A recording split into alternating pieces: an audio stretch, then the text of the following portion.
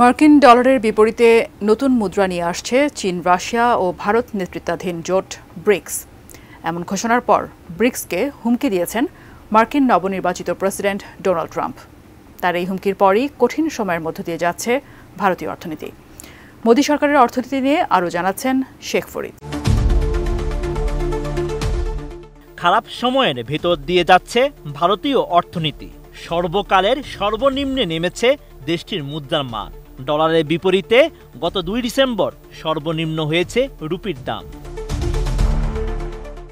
ভারতীয় সংবাদ মাধ্যম দ্য ইকোনমিক্স টাইমসের এক প্রতিবেদনে এমন তথ্য জানানো হয়। এতে বলা হয়েছে, চলতি বছরে জুলাই-সেপ্টেম্বরের প্রবৃদ্ধি 6% বেশি হওয়ার বিষয়ে আগে থেকেই পূর্বাভাস ছিল। তবে এ প্রবৃদ্ধি কমে 5.4% নেমেছে, যা গত 18 মাসের মধ্যে সর্বনিম্ন। কোয়ালিটি সম্পন্ন আন্তর্জাতিক মানের still bar CSRM, committed for better still.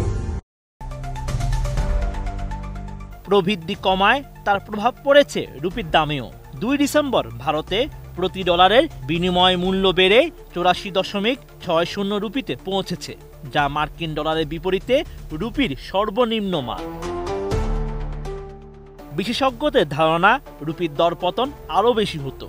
তবে ভারতীয় কেন্দ্রীয় ব্যাংক RBI এর হস্তক্ষেপের কারণে তা কিছুটা থামানো গেছে। আর ভারতের অর্থনৈতিক প্রবৃদ্ধি ধীর হওয়া এবং বিদেশি পুঁজি বিনিয়োগের সংকোচনের ফলে রুপির দাম কমেছে।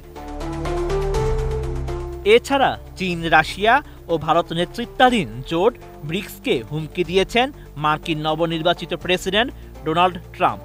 বলেন, মার্কিন ডলার থেকে ব্রিক্স দেশগুলোর দূরে সরে যাওয়ার চেষ্টা আর সহ্য করা হবে না। ওয়াশিংটন চায় ব্রিক্স দেশগুলো নতুন মুদ্রা তৈরি করবে না এবং ডলারের বিকল্প কোনো মুদ্রাকে সমর্থন দেবে না।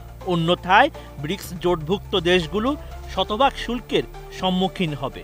ট্রাম্পের এমন হুমকিতে প্রভাব পড়েছে রুপির দামেও।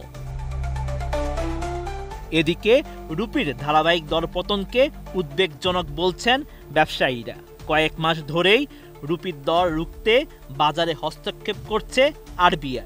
রুপির দরপতনের সঙ্গে সঙ্গে সাধারণ মানুষের দুর্ভোগও বাড়ছে। আমদানি রপ্তানি থেকে শুরু করে সাধারণ মানুষ থেকে বিদেশে পড়াশোনা করা শিক্ষার্থীরা পর্যন্ত সবাই প্রভাবিত হচ্ছেন। শেখ ফরিদ, ATN।